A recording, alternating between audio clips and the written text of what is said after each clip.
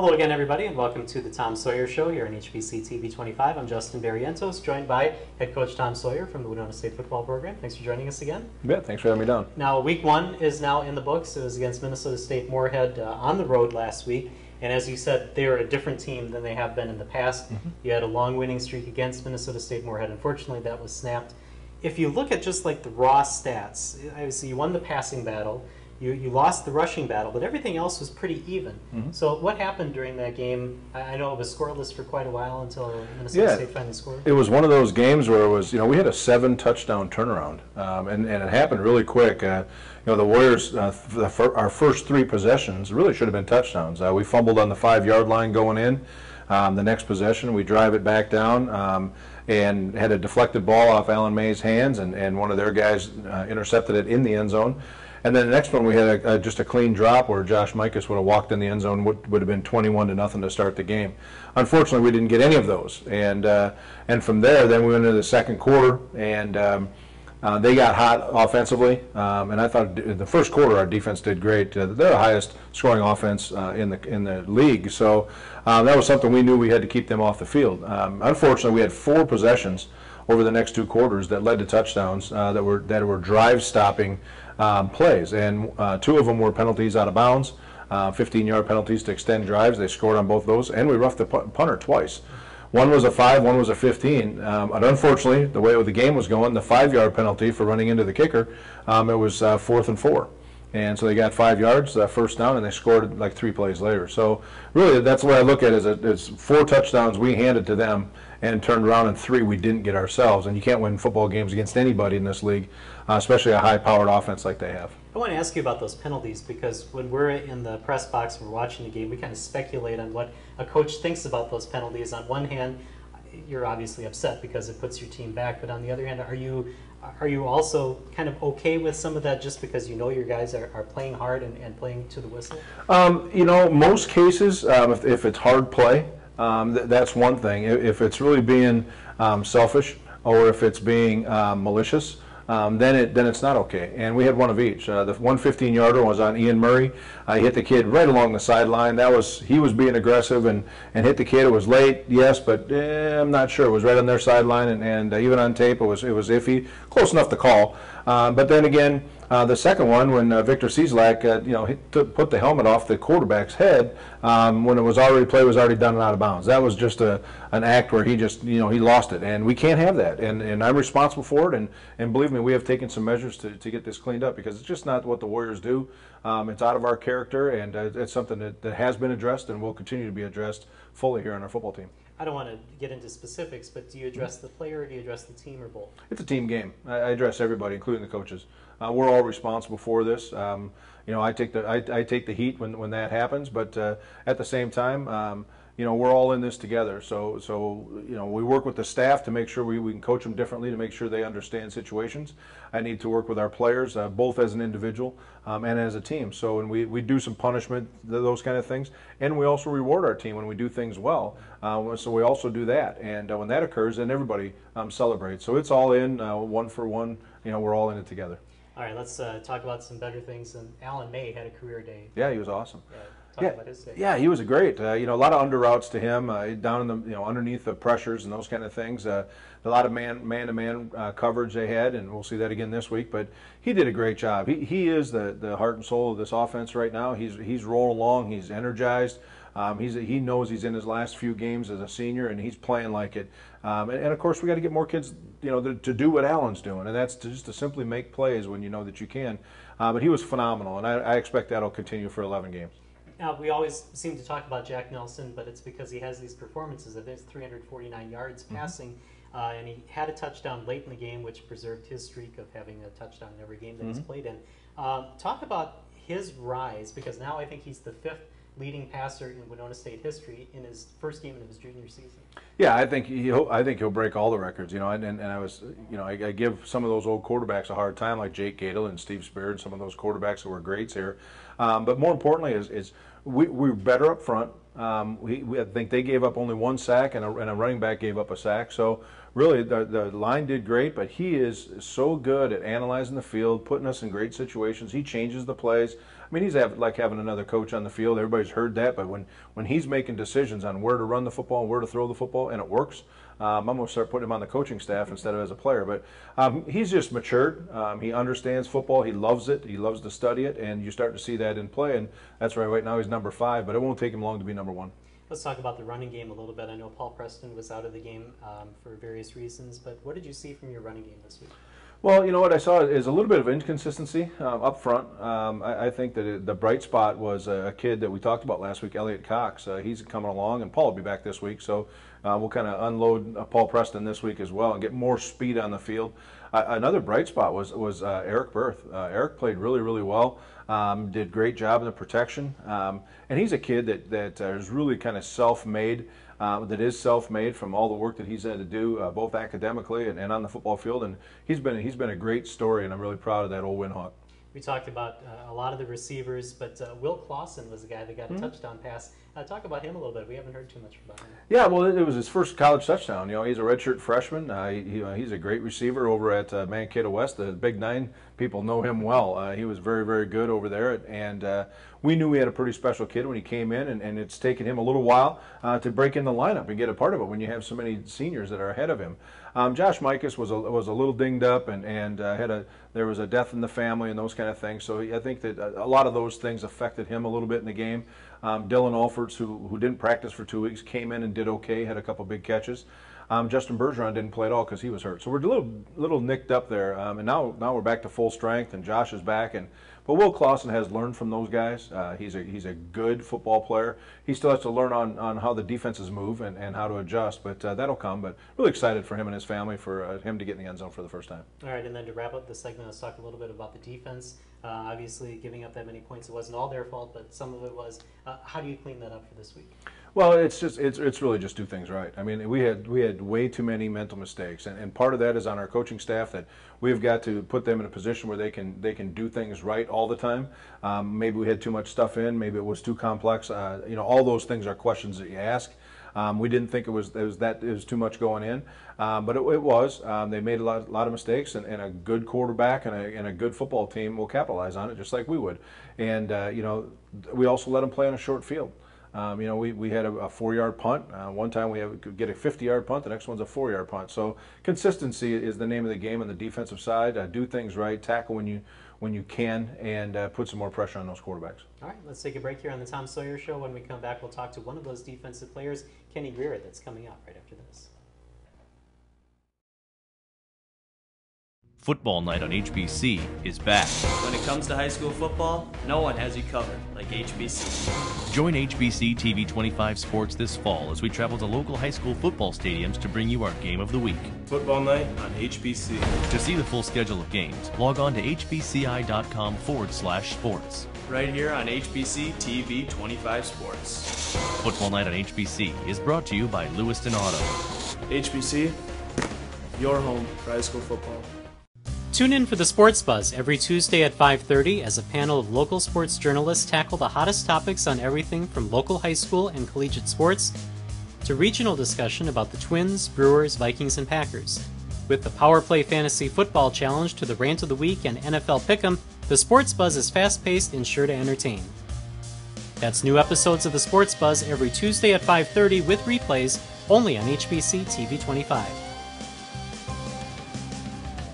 If you're looking for Winona State on the gridiron this fall, HBC has you covered. Every moment for all 5 WSU home games can be seen on TV 25, presented by El Patron Mexican Grill and Cantina. To find out who the Warriors will be facing off with at Maxwell Field at Warriors Stadium throughout the season, simply visit hbci.com/sports for game dates and kickoff times. All the touchdowns, big hits, and exciting moments of Winona State football can be found on HBC Sports, presented by El Patron Mexican Grill and Cantina.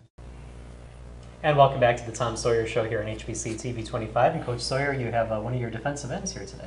Yeah, Kenny Greer is here with us today. Kenny, thanks for being here, buddy. No problem. Appreciate it. Yeah, you're welcome. He came into us this year, transferred in from the University of South Dakota, playing defensive line for us, and we're very excited to have him here. And you know, the first thing I'll ask, you know, Kenny, what has the transition been like now that you finally landed in Winona and got yourself back on a football field? It's been a really interesting, long transition. It's been a lot of fun, though, especially dealing with you, dealing with Coach Barton, dealing with the whole staff. It's been really great. You guys have always supported me, even when then we tried to get me in last year, and it didn't quite work out because of some school stuff, but I would come in this year and hopefully help you guys get a few more wins and have a great season. You know, one of the other things is, you know, he's got a connection to Winona State. Jason Petrino was our defensive coordinator a few years ago. You played for Jason, and Marquise Williams, who was a GA here for us, was also at South Dakota. And I know that you were recruited by Zach Barton to go to South Dakota in the first place. So how has that been, keeping that relationship with Winona State alive? It's been really great, especially Petrino. Petrino was really supportive of me when I was back at South Dakota. He was always one of the guys who was really pushing me to try to do better, play better, do things like that. Coach Williams, the second he found out that I was going to be able to move on to a different school, he was pushing me to go to check out Winona State. He's like, you got to check it out. You got to check it out. You have a great time. Guys, you're going to love the guys out there. The team's going to be really good. You can help them out. So I was like, all right, something I got to do. And then Coach Barton and me, we've always had something of an interesting relationship, but we and him, we get along pretty well, and we try to make it work. So Sure, absolutely. Justin? Let's hear a little bit more about like the transition, the differences between Division I South Dakota and then Winona State. What have you seen as the differences? There's not really too many big differences, to be honest with you. South Dakota is more of a smaller school, so there's like a couple little things here or there. Maybe they have a little more funding than the certain D2 programs will have, so I don't get free gloves anymore. I don't get free cleats anymore. But other than things like that, there's really no difference between a Division I program like South Dakota and a school like Winona State. You know, once you put your hand in the ground and it's football, and last week you got kind of your first game now in a couple of years, yeah. It seems like. Now you're going into the second game. What are you looking forward to now different than you did for the first game? The biggest thing I want to do this game is just be able to play fast. I know last game I was coming off a little slow. I wasn't quite sure, is this going to be as tough as it was at my other school? Is it going to be easier? How I was going to play? And I've come to realize that it's the same speed for the most part, especially when you're going against those ones, that all Division II players aren't that much slower. They're not that much weaker. So it's all the same speed. It's still football. Just got to be able to come out and play fast. Okay. Looking at some of your highlights, I saw in 2013 you had a game where you had the sack in overtime to win the game for South Dakota. I mean, what was that like to know that you were the one that ended the game? That was probably one of the biggest highlights for me of not just my football career, but it's definitely of that year.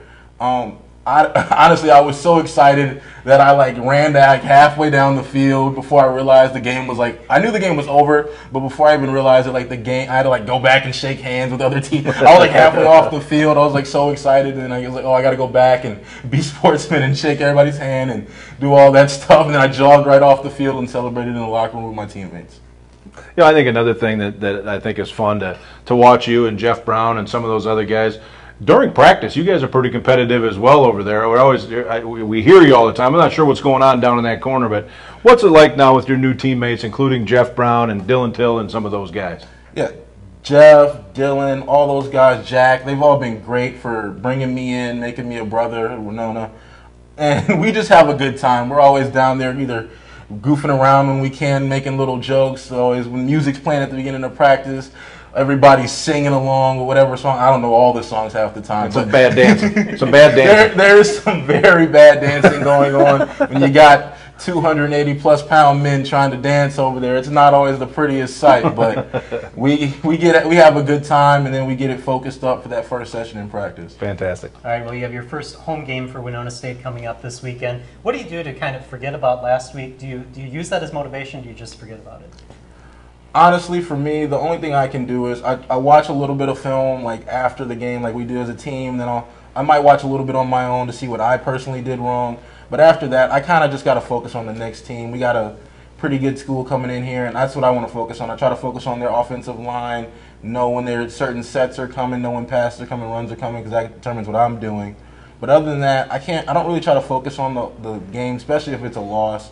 And even if it's a win, I try not to focus on them for too long because you got another school coming in and you got to be ready for the next week.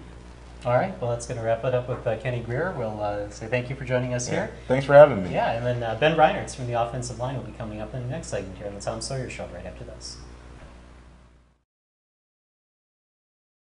Get an inside look at the Winona State football program with the Tom Sawyer Show on TV 25. Brought to you by Jefferson Pub and Grill. Host Justin Barrientos sits down with the Warriors head coach each week to break down last week's game and to look ahead at WSU's next opponent, as well as chat with Winona State players. Tune in at 4:30 p.m. on Thursdays, 6 p.m. on Fridays, 7 a.m. on Saturdays, and before every Warrior home game for the Tom Sawyer Show on HBC. Brought to you by Jefferson Pub and Grill. Tune in for the Sports Buzz every Tuesday at 5:30 as a panel of local sports journalists tackle the hottest topics on everything from local high school and collegiate sports to regional discussion about the Twins, Brewers, Vikings, and Packers. With the Power Play Fantasy Football Challenge to the Rant of the Week and NFL Pick'em, the Sports Buzz is fast-paced and sure to entertain. That's new episodes of the Sports Buzz every Tuesday at 5:30 with replays only on HBC TV 25.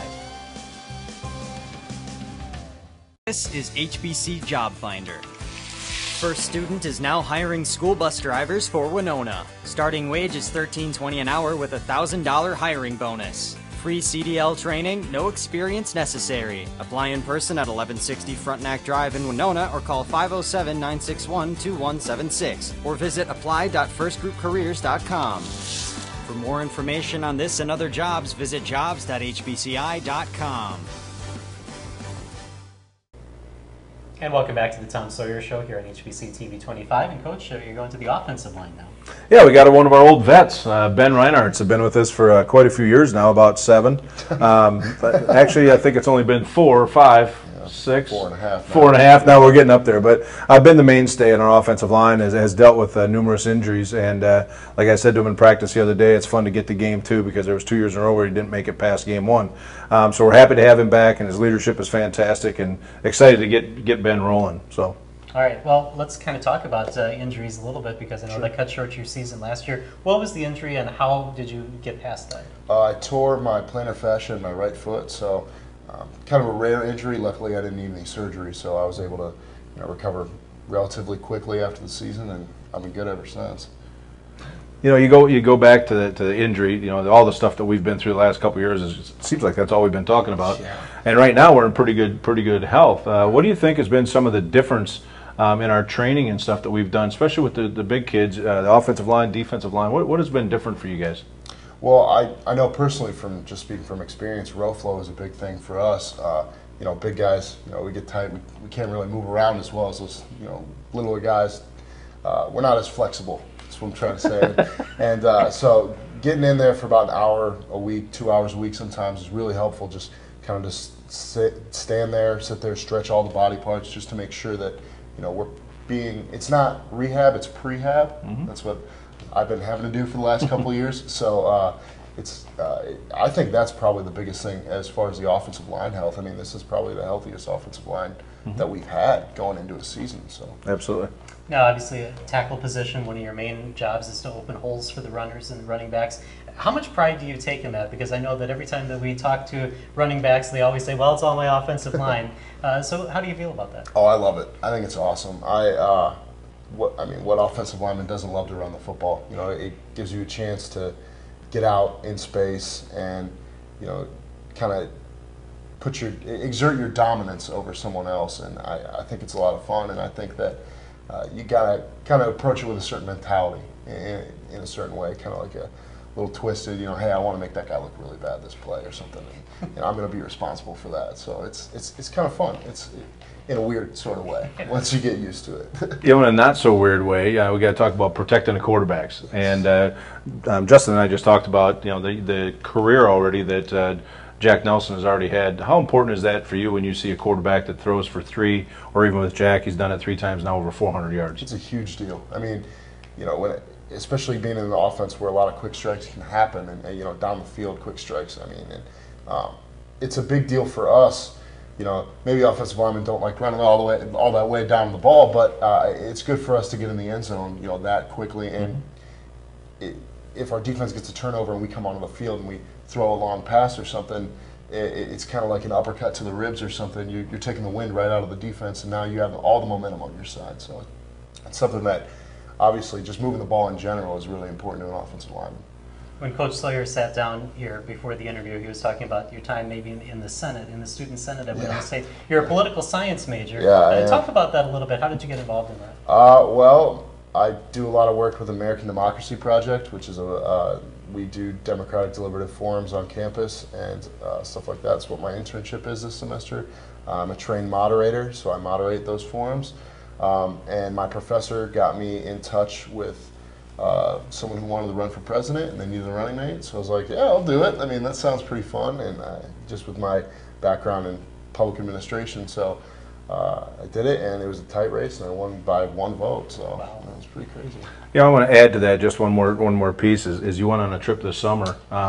Just give a quick synopsis of what you experienced in that trip, because not all students get to do that. Yeah, I went down to New Orleans for an American Democracy Project conference, and I got to talk to and work with some people that worked with Martin Luther King Jr. during the Civil Rights Movement and stuff like that, and present things about changing, being civically active and just trying to achieve progress through deliberation as opposed to debate. Okay, and just quickly before we wrap it up, does your background in political science or in the political process help you at all with your teammates and maybe diffuse some situations within the team? Yeah, I think some. Yeah, some situations it does. It can, I don't know. It helps a little bit, yeah. You have so many different personalities. It's important to know how to work with all of them. So if we're in a hurry-up offense, can you not take a vote before we decide what play to run? Yeah. Can we make sure that's not happening? Yeah, that's Governor? absolutely it. Yeah, that's perfect. We can do that. Awesome. That's okay.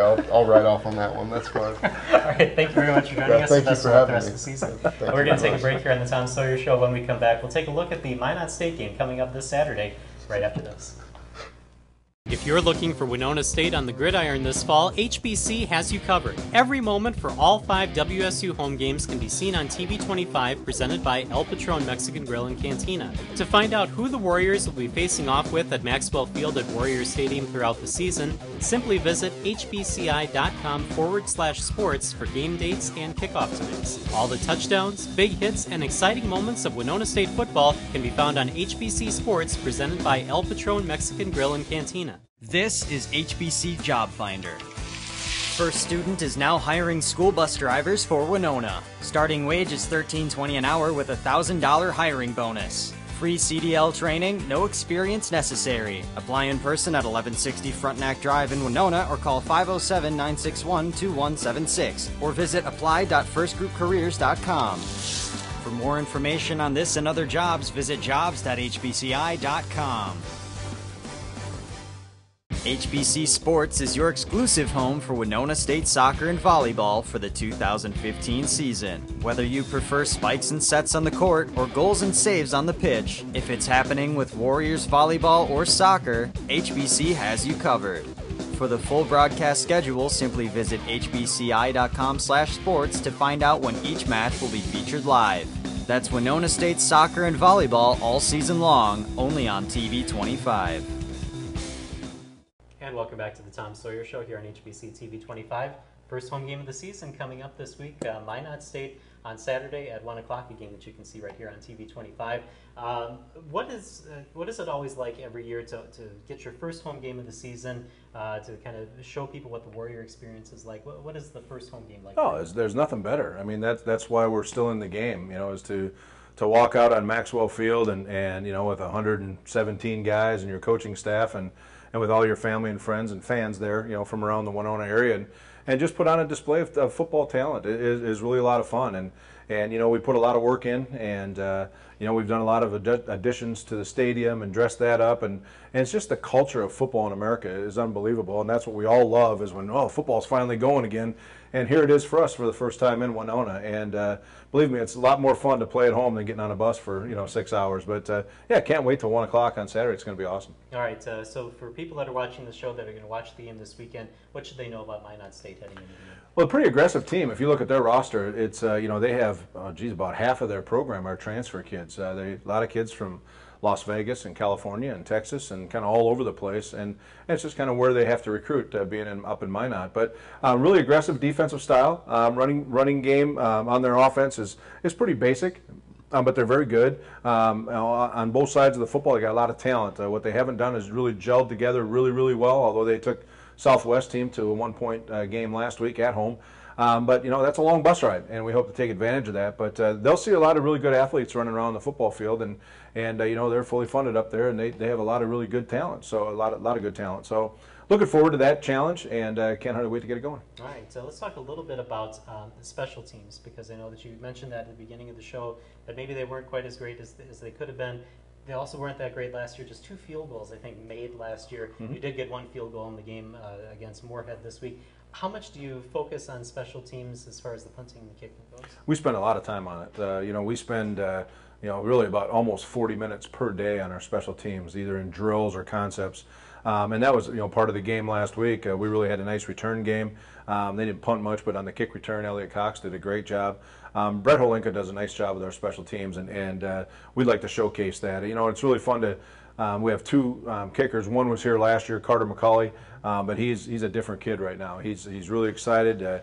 He's a kid from Owatonna, all Big 9, all that, and he's really good right now. So it's fun to watch him mature as into his second year compared to the year we had last year. And then punting right now for us is Michael Russell, another Winona High kid that came in, and his first punt was like 50 yards and just hammered it into the wind. Yeah, and so consistency with him, but it's really fun because he's got a big leg, and there's been some competitions in the kicking, and but the skill kids, the kids that are running down in coverage is really a good, talented group. They do it right. We're going to have tremendous success. Okay. Besides all the people that we've kind of talked about during the show, are there any players maybe to watch on the Winona State side?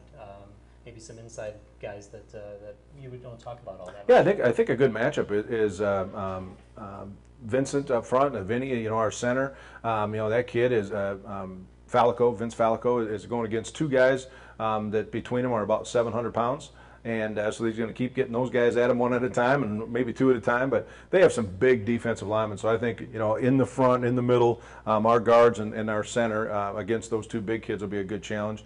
And we'll see if we can get our tight ends to play at a little bit higher level. So that's something to watch. Abe Folkert's playing pretty well, and Anthony Milosavich is starting to play pretty well, old Milo. And those are young players in our program. So I'm really looking for those guys to step up. And, of course, we're going to cut loose with Paul Preston this weekend like everybody's used to now. But really excited for him. He's healthy and ready to roll. All right, in the last minute, anything on defense that we should be watching for this week? Well, I think you're going to see a much improved defense, from one week to the next. I think that the things that they did with the option football stuff caused us some assignment mistakes last week. Like I said earlier, if we can get that cleaned up, we need Andrew Spencer to step up and have a breakout game, and we're ready to do that.